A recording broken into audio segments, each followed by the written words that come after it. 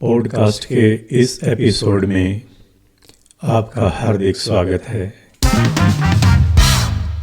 ये episode audio और video दोनों फॉर्मेट्स में उपलब्ध है।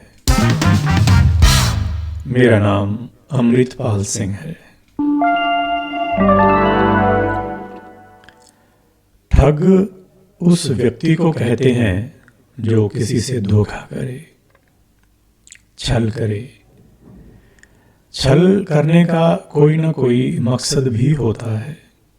आमतौर पर किसी दूसरे व्यक्ति को किसी भी तरह से लूटने के लिए छल करने वाले को ठग कहते हैं। गुरुवाणी में परमात्मा को भी ठग कहा गया है, क्योंकि वो संसारी जीवों को अपनी माया से ठगता रहता है।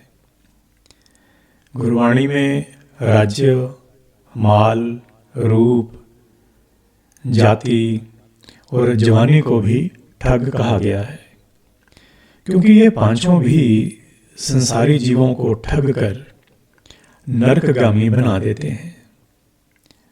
साधुजन भी बड़े ठग हैं, जो अपने गुरु की कृपा से इन पांचों यानी राज्य, माल, रूप, जाति और जवानी को भी ठग लेते हैं।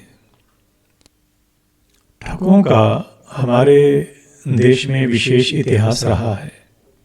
सैकड़ों सालों तक ठग नाम का एक कल्ट लोगों से ठगी करता रहा। वो लोग कभी व्यापारी बनकर, कभी साधु या तीर्थयात्री बनकर लोगों को ठगते रहे।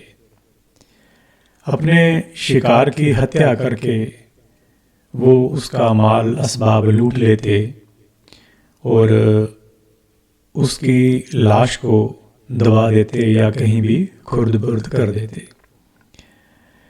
उनका शिकार बने व्यक्ति के परिवार वालों को कभी ये पता ही नहीं चलता कि उनका संबंधी, उनका रिश्तेदार कहाँ गायब हो गया।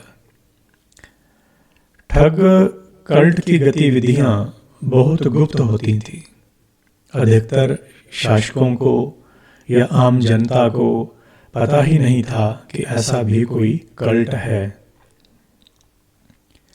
ठग जब तीर्थयात्री या साधु का भेष बनाते थे, तो उनको अपने मन में पहले से ही ये स्पष्ट होता था कि उन्होंने वो भेष किसी धार्मिक कार्य या धार्मिक साधना के लिए नहीं, बल्कि ठगी के लिए ही बनाया है। उन ठगों को लगता ही नहीं था कि वो जो कुछ कर रहे हैं उसमें कुछ गलत है। कोई अपराधी जब अपने अपराध को जायज़ काम मानने लग जाए तो वो बहुत खतरनाक हो जाता है और उनके सुधरने की गुंजाइश बिल्कुल ख़त्म हो जाती है। हमारे देश में ब्रिटिश साम्राज्य के दौरान संगठित ठगों के खिलाफ लगातार कार्रवाई करके उनको ख़त्म कर दिया गया, या यूं कह लीजिए कि उनको ख़त्म करने का दावा किया गया।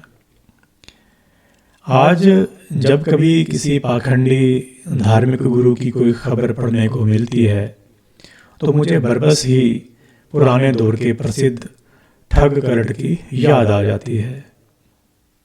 महर्षि विश्वामित्र जी की कथा आप सबने सुनी होगी। उनकी तपस्या अप्सरा मेनका के कारनामे की वजह से भंग हो गई थी, लेकिन कभी भी कहीं भी विश्वामित्र जी को ठग नहीं कहा गया। वो ठग थे ही नहीं, वो साधक थे, पर मेनका के मोह में उनकी साधना रुक गई। कुछ साल बाद जब महर्षि जी को महसूस हुआ कि उनसे वो सब गलत हुआ, तो वो फिर से साधना में लग गए और बाद में सफल भी हुए। विश्वामित्र जी ब्रह्मर्षि के तौर पर सम्मानित हुए। एक साधक के तौर पर एक बार असफल होने के बावजूद विश्वामित्र जी ठग नहीं थे। उनकी तपस्या किसी को ठगने के लिए नहीं थी, किसी को धोखा देने के लिए नहीं थी, किसी को लूटने के लिए नहीं थी। उनका साधु वेश किसी को ठगने के लिए नहीं था।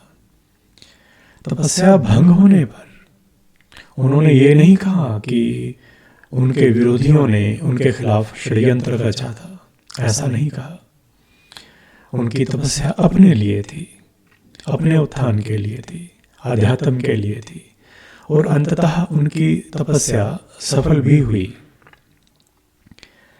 आज जो लोग विश्वामित्र जी पर परिहास करते हैं वो मूल कथा को जानते नहीं, समझते नहीं।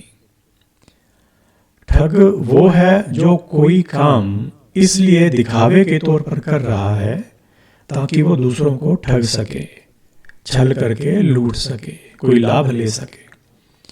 लूट का अर्थ बहुत विस्तार वाला है। गुप्त रूप से मांस भक्षण और नशे करने वाला व्यक्ति लोगों के सामने सात्विक जीवन जीने वाला साधु होने का दिखावा करे तो वो ठग है और ठगी से लोगों को लूट रहा है। इस ठगी से वो कुछ लाभ प्राप्त कर रहा है।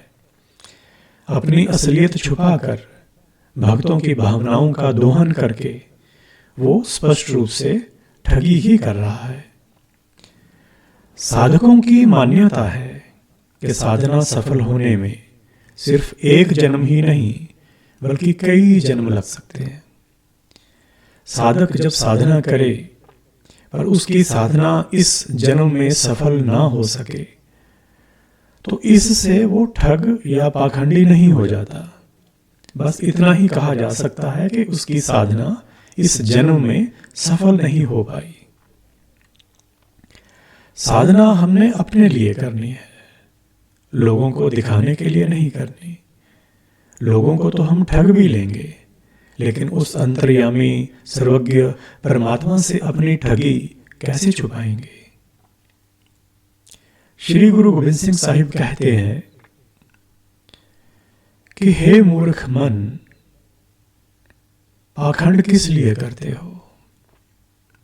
पाखंड करके अपनी ही इज्जत गंवाते हो।